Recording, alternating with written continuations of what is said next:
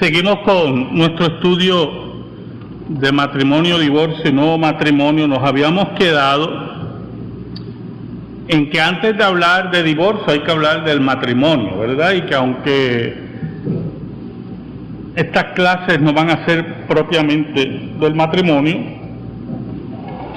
hay que tocar unos aspectos del mismo. Segundo, habíamos visto el primer punto de 4 puntos que queríamos discutir, que Dios fue el que instituyó el matrimonio en el Edén. Y por lo tanto, el matrimonio es una creación de Dios y no está a la disposición de los vaivenes del hombre. El ser humano no lo puede cancelar y el ser humano no lo puede revertir. Ahora, hay un segundo punto, y es el punto de que el matrimonio es una institución fundacional. Cuando hablamos que es una institución fundacional, queremos decir que el matrimonio es la base de la sociedad. La sociedad misma, en todas sus formas, depende del matrimonio. El ataque al matrimonio que hoy observamos, en realidad es un ataque a la sociedad y, claro, a la sociedad que Dios edificó a base del matrimonio. El matrimonio es además el fundamento sobre el cual descansa la iglesia, a niveles que, para servir en la iglesia como oficial eclesiástico, usted tiene que tener su matrimonio en orden. El apóstol Pablo decía que el hombre que no tiene su matrimonio en orden no puede trabajar como oficial de la iglesia. Por lo tanto, la base de la iglesia y del trabajo en la iglesia está en el matrimonio. Pablo decía, si alguien aspira a obispado, cosa buena aspira, pero el hombre de Dios tiene que tener su casa en orden, aparte de otras consideraciones. Y dice, si no tiene su casa en orden, ¿cómo viene a ordenar la iglesia de Dios? Así que el matrimonio es un concepto fundacional. Si vemos el concepto de casa como hogar, ¿verdad? Es la unidad más pequeña en la sociedad. ¿Qué compone un hogar? Básicamente, el matrimonio de un hombre y una mujer. Posteriormente, ese hogar se va ampliando con la llegada de los hijos y lo que llamamos el matrimonio extendido, o la familia extendida, mejor dicho, abuelos, tíos, bisabuelos, ¿verdad? Pero básicamente es una unidad de un grupo de personas que viven bajo el mismo techo, bajo una cabeza humana, que es el varón según la Biblia, y es una unidad separada que toma decisiones. Ellos como pareja, ¿verdad? Y como casa, ¿verdad? Toma decisiones. Dios al principio estableció pactos con diferentes casas. Allí estaba la iglesia. La iglesia estaba en la familia de Job, que era un patriarca. Los patriarcas representaban hogares y allí estaba presente la iglesia. Por eso es que el matrimonio es una institución fundacional donde se funda la sociedad y donde la iglesia está establecida. Cuando atacamos al matrimonio, atacamos a la familia, y un ataque a la familia no es algo sencillo, hermano, no es algo que tenemos que tomar a la ligera, ¿verdad? Porque es un ataque al orden que Dios ha establecido en el mundo y la iglesia. ¿Alguna pregunta? Tercer punto. El matrimonio no es, escuche bien lo que voy a decir ahora, el matrimonio no es una institución designada para la propagación de la raza humana. Ese es el error de la teología católica romana y, por cierto, de muchos protestantes, de teólogos protestantes. Han pensado que la institución del matrimonio ha sido designada para la propagación de la raza humana. Y solo dentro del matrimonio la procreación es importantísima. Pero la procreación en sí, hermano, no es el rasgo fundamental del matrimonio. Sabemos, y esto nadie lo puede negar, ¿verdad?, que la propagación se tiene que hacer dentro del matrimonio. Pero sabemos que la propagación también ocurre fuera del matrimonio. Es más, ahora ocurre más fuera que dentro del matrimonio.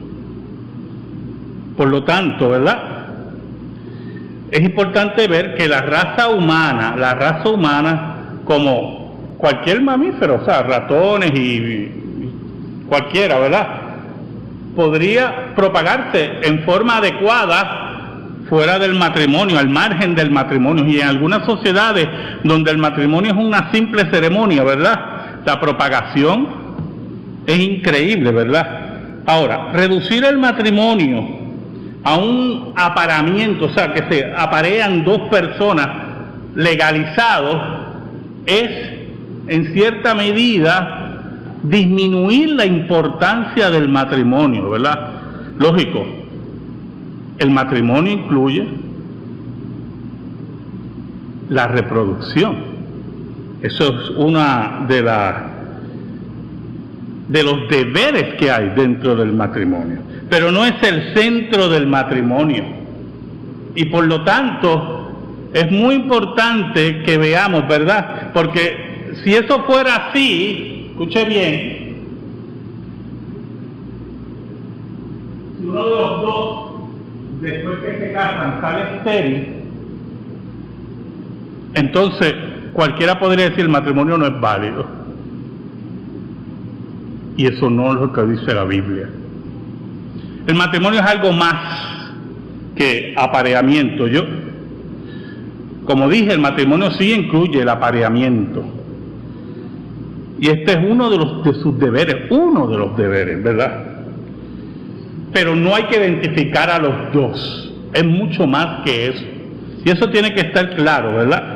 Tiene siempre que estar claro, porque si no, vamos a, en cierta medida, a caer en la doctrina católica, la cual pone el apareamiento al nivel del matrimonio, cuando eso es mucho más que eso. Cuando usted llega a una edad que no se pueda reproducir, entonces dirá, pues, vamos a divorciarnos, porque como no hay apareamiento, no hay reproducción, lo cual indica que el matrimonio no puede confundirse con el apareamiento. Es más, hermano, escuche bien, desde el punto de vista de reproducción, y ahí no voy a decir como dice Jay Adam dice esta frase y me paró los pelos, pero es verdad. En cierta medida, si vamos a ver en la reproducción, ¿verdad?, el apareamiento, como igualarlo al matrimonio, y ella dice, mire, el matrimonio es un escollo para el apareamiento. Porque si usted está por la libre, puede tener más hijos que tener una sola pareja. ¿Cómo no? Ahí la teoría de la evolución tendría que ser más claro. Por eso es que tenemos que ver más allá, el matrimonio, algo más allá. Incluye el apareamiento, pero es mucho más allá que eso. Esto nos lleva al cuarto punto. El matrimonio no es equivalente a las relaciones sexuales. No podemos equivaler a las relaciones sexuales. Nunca la unión sexual debe ser igualada a la unión matrimonial, como algunos dicen, ¿verdad?, que estudian bien la Biblia, ¿verdad? El matrimonio es una unión que implica unión sexual como obligación central y placer, pero la unión sexual no implica por necesidad matrimonio. Escuchen bien lo que le voy a decir.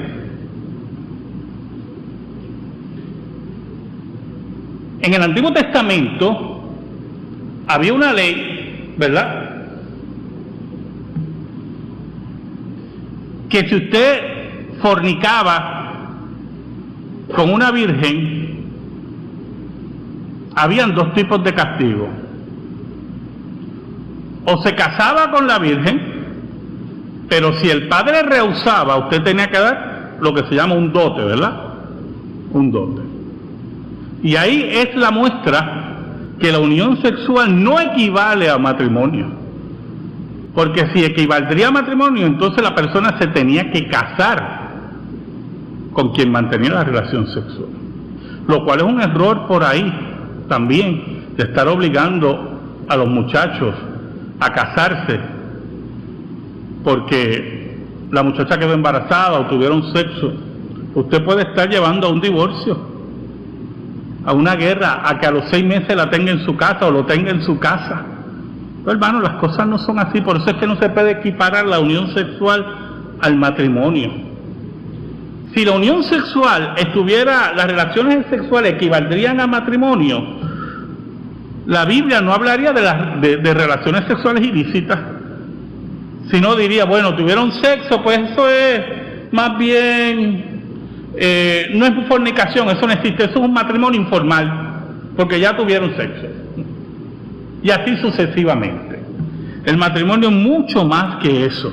El matrimonio autoriza las relaciones sexuales. Y la luna de miel es propia y santa. Pero cuando el ministro pronuncia, los declaro marido y mujer, ahí empezó el matrimonio. No empezó cuando se consumó el acto. El acto es parte del matrimonio, pero no es el matrimonio en sí.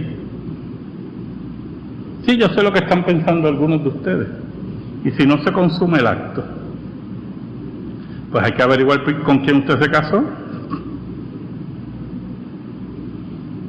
Porque el chiste en toda boda, principalmente entre los latinos, es que te casaste y estás loco de irte para el hotel. Ese es el chiste. Y si después usted se va al hotel y no se consuma, hay que averiguar por qué se consuma. Pero eso no significa que el matrimonio no ocurrió. Pueden haber muchos factores para que en la luna de miel no se consuma la sexualidad. Hay que ver primero por qué no se consuma. Lo que pasa es que la sociedad del siglo XXI pues tiene menos pudor, ¿oyó? Mucho menos pudor. Pero antes, cuando había mayor pudor, ¿verdad?, y la fornicación era menos, muchas veces en la luna de miel no se consumaba el acto sexual por el nerviosismo de la misma pareja, no solamente de la joven, del joven también, ¿oyó? Y ellos posiblemente esperan un periodo más que se conozcan para consumar. Otras razones, lamentablemente, ¿verdad?, uno de los dos tiene inclinaciones homosexuales. Ya me he topado con 3 casitos así, ¿eh? Yo no personalmente, amigos que me cuentan, mira, pasó esto con mi hija, pasó esto con, ¿verdad? Y se descubre en la luna de miel que el varón era homosexual. Y por presiones, ¿verdad? En ese caso, el caso del nerviosismo, hay que esperar. O sea, la sexualidad es un descubrir de cada pareja. Y en el caso grave de inclinaciones homosexuales, pues ya se debe proceder a una disolución del matrimonio. En el caso que, bueno, básicamente estos 2 casos. No quiero tocar el tercer caso porque me voy a adelantar, ¿verdad? Pero básicamente esos dos casos se discuten, ¿verdad? Y el divorcio debe ser lo último. Siempre, hermano, lo último, ¿verdad?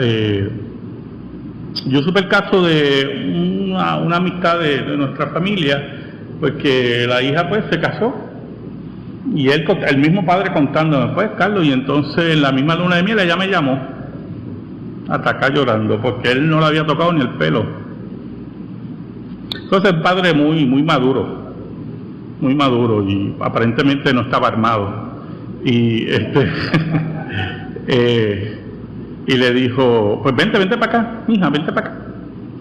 Y se fue y poco a poco se descubrió. Pero mire el problema. Yo quiero que usted observe lo difícil que es esto, yo hermano, porque le voy a contar la historia completa. Y ella regresa a su casa y todo, y todos concluimos que el muchacho tenía tendencias homosexuales y todo. Y ya sabía de un rumor, que es un gran peligro que también sufren principalmente las féminas, o yo, que algunas veces le advierten, mira, con quien tú estás, ¿verdad? No están buenos pasos, pero se enamoran y se ciegan, o tienen ese pensamiento loco, yo no sé dónde sale, de que yo lo puedo cambiar. ¿Te ha ido esos pensamientos? Pues, ok. Y pues al cabo del tiempo, pues, hablo con otro familiar y salió el tema. Y yo dije, ¿cómo estaba ella? Y yo, no, muy bien, ya consiguió otro novio, se va a casar. Y yo le digo, ¿y el susodicho? Y me dice, pues mira, se casó y tiene 2 hijos. Entonces, ahí yo entro en un problema, ¿verdad? Yo, como consejero, yo digo, ¿qué pasó aquí?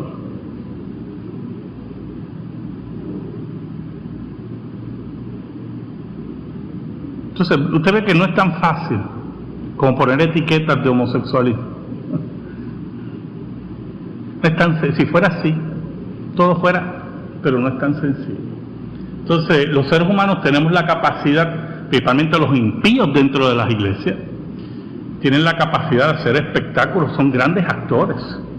Mire Lidia Echevarría, gran actriz, ¿verdad? Y posiblemente estoy ahora barajeando teorías, ¿verdad? Y estoy fuera del caso. El muchacho se desencantó de la muchacha antes de casarse y no se atrevía. Pero entonces al mismo tiempo uno piensa, bueno, pero si es una persona heterosexual, mire toda la complicación del caso, o sea, y ve a una joven que sabemos que se casó virgen, desnuda, y él es heterosexual, aunque se haya desencantado con ella, y la joven que estoy hablando era muy guapa, por cierto, ¿verdad? Uno piensa que si es un impío se aprovecha del momento, pero ni eso. Entonces es todo un mundo de complicaciones, porque el ser humano es inmensamente complicado, hermano. Y el pecado complica más la psiquis del ser humano. Me estoy explicando, ¿verdad? Por lo tanto, no es tan sencillo como poner etiquetas de homosexualismo, como es algo más complicado, mucho más complicado. Y difícil. Y la iglesia tiene que bregar en muchas áreas, o sea, no solamente en la composición de carácter del caballero que estoy mencionando, sino también en cómo la iglesia va a bregar en el aspecto disciplinario, porque usted prácticamente ha llevado a una muchacha al altar y ha hecho un espectáculo. Usted ha engañado a medio mundo. Y los seres humanos, algunas veces para defenderse, inventan historias increíbles, soy yo. Por eso es que el matrimonio no puede ser equivalente a las relaciones sexuales. Porque si usted lo equivale a las relaciones sexuales, volviendo al caso, si él por solamente tener una experiencia sexual se acuesta con la muchacha, Todo el mundo dice que se consumó y lo que tiene al lado es un monstruo. El matrimonio es mucho más que eso. Por eso no es tan simple, porque tuvieron sexo hay que casarlo, porque se embarazó hay que casarlo, porque usted no resuelve nada con eso. Pues puede complicar la cosa. Complicar la cosa. Por eso la educación de nuestros hijos tiene que ser estricta. Estricta. Y velarlos. Y que se agobien. ¿Oyó? Por nuestra corrección. Ellos lo van a agradecer. Habrán algunos que no lo agradecerán, pero esos ya están réprobos para el infierno, pero la mayoría lo van a agradecer. Porque la vida, Dios lo dijo, la vida te va a dar ¿qué? Cardos y espinos. Y eso no se crea que es solamente para los agricultores o para los agrónomos. Cuando Dios le dijo a Adán eso, se refería a todas las áreas de la vida. Sea la profesión o el oficio que tú tengas, la vida te va a dar cargos y espinos. La vida va a ser difícil, va a ser cuesta arriba. Y el dinero, no importa la cantidad que tú tengas en el banco, no da la felicidad. Porque en la historia está llena de miles de personas que eran ricas y se pegaron un tiro. ¿Oyó? Eso no les dio la felicidad y no les dio las soluciones. Es algo más profundo que eso, los valores y seguir la ley de Dios. En la tradición judía, a base de la ley de Dios, todo compromiso de noviazgo era como matrimonio. Lo que pasa es que no se podía consumar sexualmente, pero era como matrimonio. Tú no podías estar brincando por ahí porque no es mi esposa todavía, o viceversa, porque se consideraba adulterio. Pero era un matrimonio. Por eso es que el matrimonio es mucho más que eso. Ahora, ¿en qué consiste el matrimonio? Se ha dado mucha vuelta a esto. ¿Qué es el matrimonio? ¿En qué consiste el matrimonio? Y vamos a acercarnos a Génesis capítulo 2, versículo 18. Y dijo Jehová Dios, no es bueno que el hombre esté solo, le haré ayuda idónea para él. En otras palabras, la razón del matrimonio es resolver el problema de soledad de los seres humanos. ¿Oyó? El matrimonio fue establecido porque Adán estaba solo. Así de sencillo lo dice Dios. Hay que dar mucha vuelta al asunto. Estaba solo. Y esto no era bueno. Oiga ahí.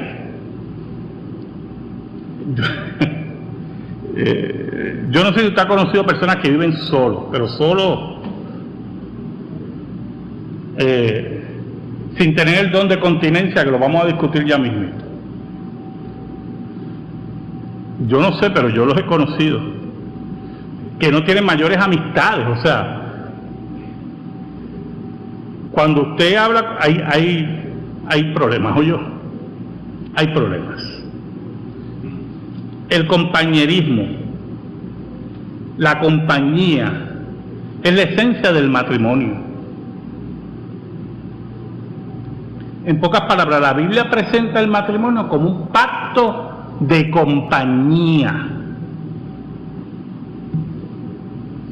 Ahora, antes de tocar ese pacto de compañía que tiene que haber en el matrimonio y por lo cual existe el matrimonio,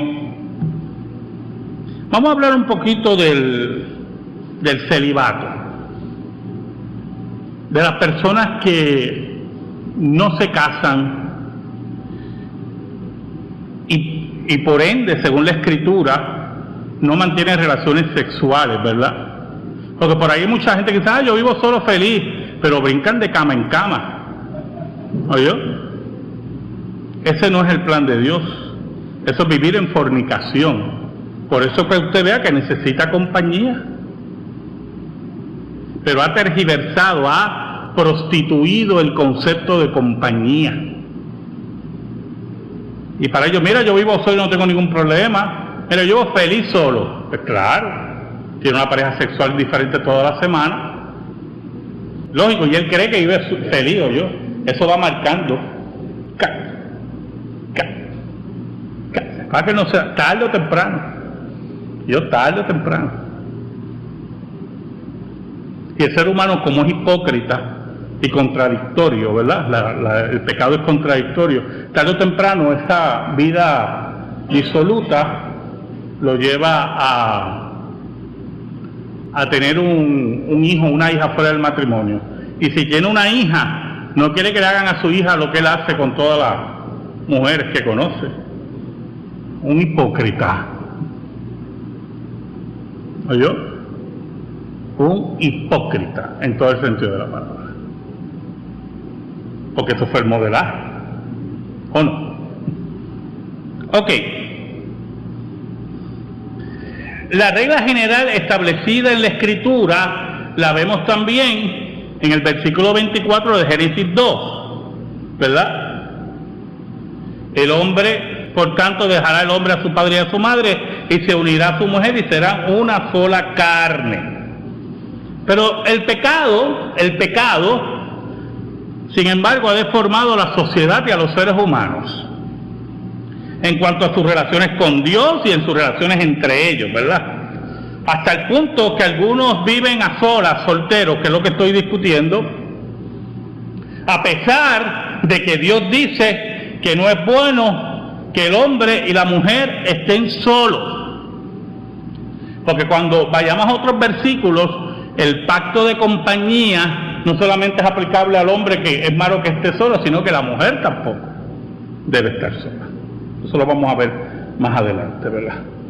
Y por lo tanto, usted ve que personas, y se fomenta mucho en nuestra sociedad, la soltería, casarse tarde, porque ya hay unas licencias de sexualidad, las cuales están minando nuestra sociedad, están marcando nuestros bolsillos. Y usted dirá, ¿y cómo, qué fue la marca en nuestros bolsillos?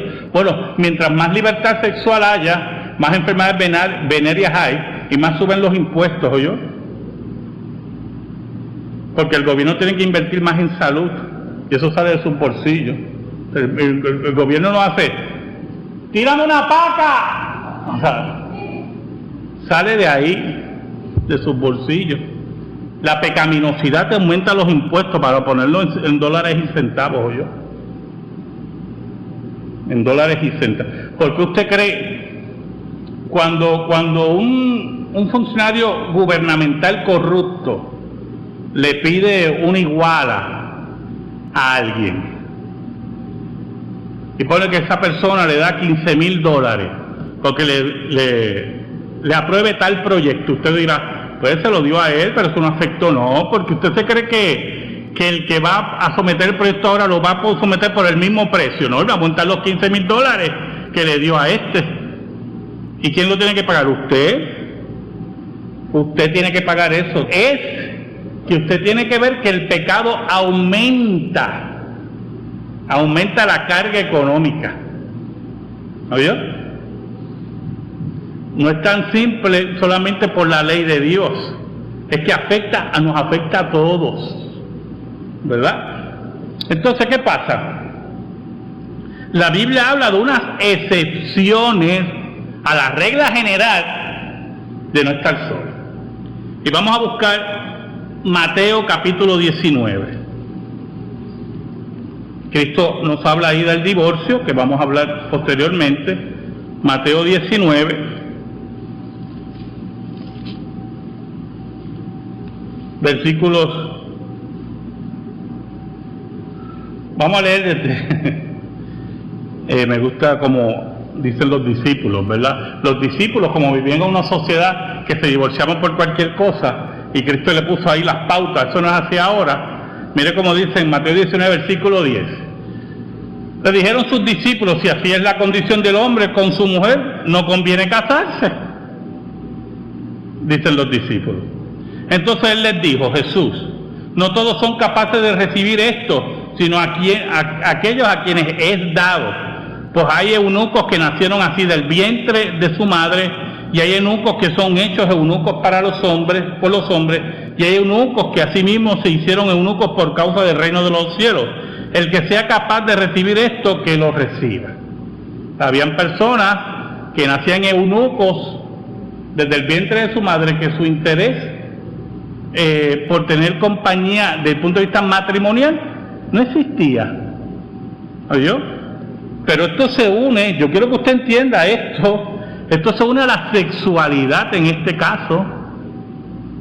No es que usted diga, yo no me voy a casar porque quiere tener diferentes parejas sexuales. Eso no es lo que está hablando Cristo. Cristo está diciendo que son personas que no le interesa el matrimonio ni la sexualidad.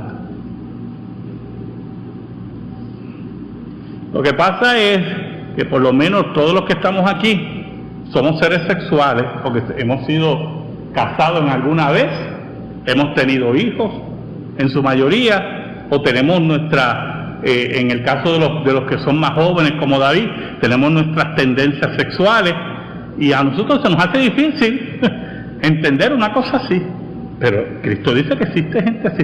Entonces estaban los eunucos hechos por los hombres, que eran las personas que atendían los harenes, hombres fuertes atendían los harenes, que eran castrados, ¿verdad?, para que no tuvieran relaciones sexuales con las concubinas y las esposas de los reyes, y cuidaban esos harenes.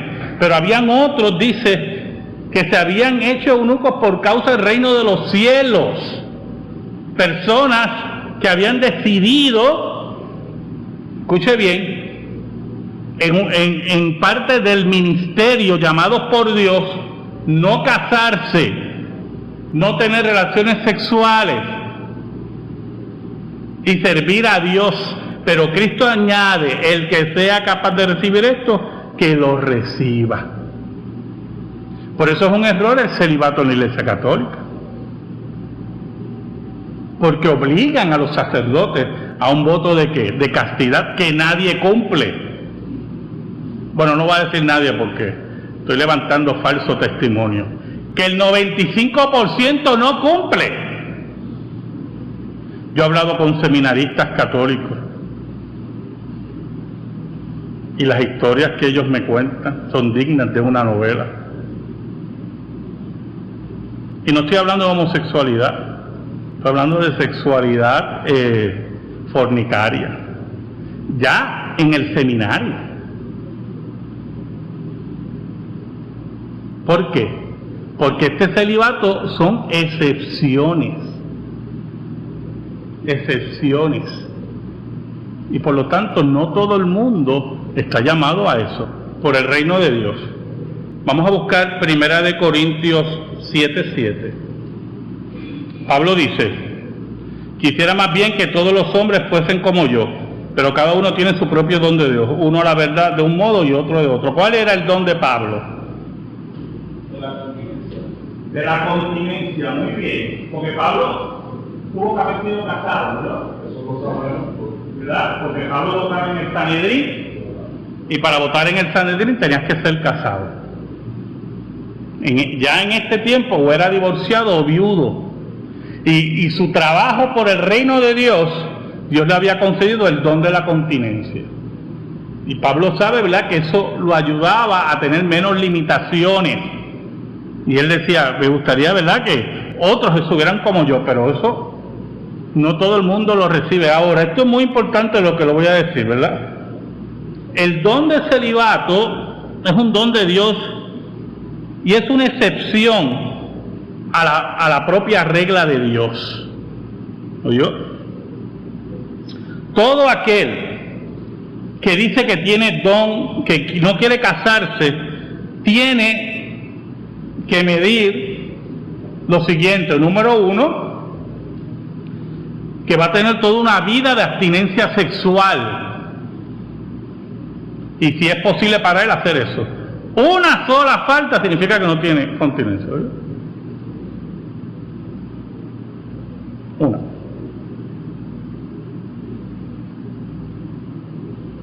¿Sabe? Una vez yo leí un estudio, me sorprendió ese estudio, un estudio secular, de personas que, así empezaba el estudio, personas que no le atrae el sexo. Y yo decía, esto debe ser un embuste, déjame leerlo. ¿Verdad? Como soy un ser sexual, pues pienso en sexualidad. Y sé la fuerza de la sexualidad. La conozco. Oiga, y muchas personas, nada tenían que ver con la iglesia, estudios muy interesantes de escuela psicológica, de personas que escribían, mira, que ellos preferían irse un día a caminar por el Viejo San Juan, digo el Viejo San Juan, no dijeron el Viejo San Juan, vieron un parque, vieron el Viejo San Juan, que algunos hablaban hasta en forma despectiva del intercambio de flujos, de los besos, decía que eso era asqueroso. Son personas que sexualmente, hermano, son célibes, son la excepción a la regla.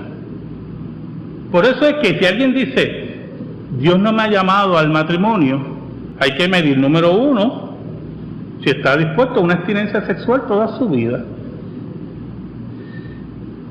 Y eso no significa que esté solo, es que encuentra la satisfacción en otro tipo de compañía, ¿oyó? Otro tipo de acercamiento, que no necesita la contraparte sexual. Todo aquel que se casa teniendo abstinencia sexual, sabe que él sabe que es célibe, está pecando, ¿yo? Porque usted está, número uno, es un egoísta. Está sometiendo a otra persona a lo que a usted no le interesa. Y número dos, es un hipócrita porque está haciendo las presiones. Siempre hay que tener cuidado con esas presiones. Así que en ese sentido, hermanos, nosotros tenemos que ver que la vida de soltería no es conforme a la regla de Génesis 2:18, sino una excepción. Una excepción. Y todo soltero que dice que quiere estar solo, si no tiene el don de abstinencia, lo que quiere es fornicar. Así de sencillo se lo estoy diciendo. Porque la sexualidad es poderosa, muy poderosa. Es un don de Dios para la reproducción y por lo tanto es muy poderosa en los seres humanos. Y usted no la puede obviar como puede obviar un guineo, ¿oyó? Va a estar ahí porque usted la lleva adentro. Un guineo usted lo puede obviar y no lo ve más y sigue caminando, pero la sexualidad usted la tiene adentro y la lleva todos los días con usted, y usted tiene los órganos sexuales y tiene las tentaciones de la vista y del tacto y de los sonidos. Todo eso despierta la sexualidad. Y por tanto, cada soltero, ¿verdad? Los cristianos que son solteros nunca deberán ser mirados, ¿verdad?, así con desdén, porque imagínense, a Pablo sería uno que lo tendríamos que mirar, ¿verdad?, con desdén. Más bien deben ser honrados si tienen el don de continencia. Ahora, escuche bien, esto es muy importante. En nuestra sociedad, el bombardeo sexual es brutal.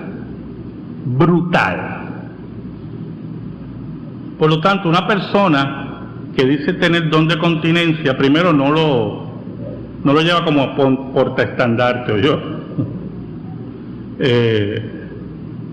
Pero lo segundo, y esto es muy importante, es que sí, el pastor y los ancianos deben tener constancia de eso, porque los seres humanos también mienten. Y todo aquel que dice que tiene el don de continencia y se descubre que no lo honra, es un mentiroso patológico. Porque yo no sé qué usted gana con decir que tiene don de continencia y vive en fornicación en una iglesia. Lo mejor es irse de la iglesia y haga lo que usted le gana con su vida. O sea, es un mentiroso patológico, un problema grave. Seguimos la semana que viene, hermano. Estamos de pie, hermano. Gracias te damos, Señor. por tu palabra, única regla de fe y conducta. Te pedimos ahora que nos lleves a nuestro receso y nos prepares para adorarte en esta tarde. Por Cristo Jesús. Amén y amén.